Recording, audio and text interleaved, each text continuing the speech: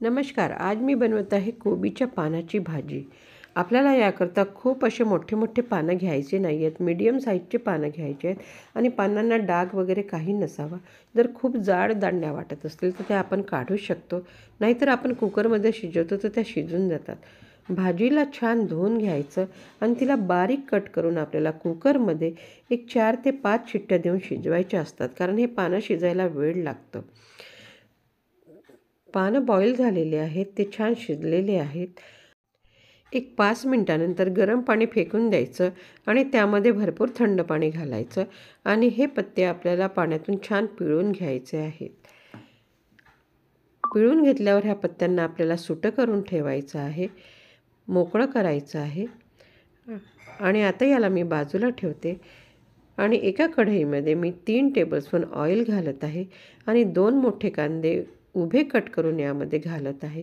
ह्या भाजीला कांदा थोडासा जास्त लागतो. कांद्याला आपल्याला छान गुलाबी रंगावर परतून घ्यायचा आहे. कांदा गुलाबी झालेला आहे. आता यामध्ये मी 5 हिरव्या मिरच्या कट करून घालत आहे. तिखट आपल्याला आपल्या आवडीप्रमाणे घालायचं आहे.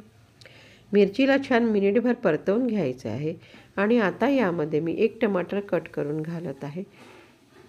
टमाटर आपल्याला मिक्स करायचं आहे. चवीपुरतं इथे मीठ घालत आहे आणि आता आपल्याला टमाटर सॉफ्ट होईपर्यंत शिजवून घ्यायचं आहे. गॅस आपल्याला मंद ठेवायचा आहे. मध्ये मध्ये याला आपल्याला हलवत राहायचं आहे. टमाटर आपला सॉफ्ट झालेला आहे. आता यामध्ये मी पाव टीस्पून हळद घालत आहे आणि जे पानं आपण बॉईल करून ठेवलेले आहेत ते आपल्याला इथे घालायचं आहे. गॅस मीडियम करायचा आहे आणि ह्या पानांना आपल्याला छान मिक्स करून घ्यायचं आहे. 1 मिनिटभर मिक्स झाल्यावर गॅस आपल्याला कमी करायचा आहे आणि भाजीला कव्हर करून एक 2 ते 3 मिनिट छान वाफ काढून घ्यायची आहे. मध्ये मध्ये हिला हलवत राहायचं आहे. भाजी आपली शिजून तयार आहे. ही भाजी खायला फार छान लागते. आपण कोबीचे पत्ते फेकून देतो, पण ह्या पत्त्यांमध्ये भरपूर औषधीय गुणधर्म असतात. रक्ताची कमी दूर होते, हाडे मजबूत होतात, ब्लड शुगर कंट्रोलमध्ये असतो आणि सगळ्यात महत्त्वाचं म्हणजे ही भाजी खायला फार छान लागते. एकदा तुम्ही नक्की ट्राय करा. अगदी झटपट तयार होणारी ही भाजी खायला फार छान लागते. पराठा, भाकरी आणि वरण भाताबरोबरही ही भाजी छान लागते. एकदा नक्की ट्राय करा. आवडल्यास लाईक, शेअर करा, कमेंट करा. धन्यवाद.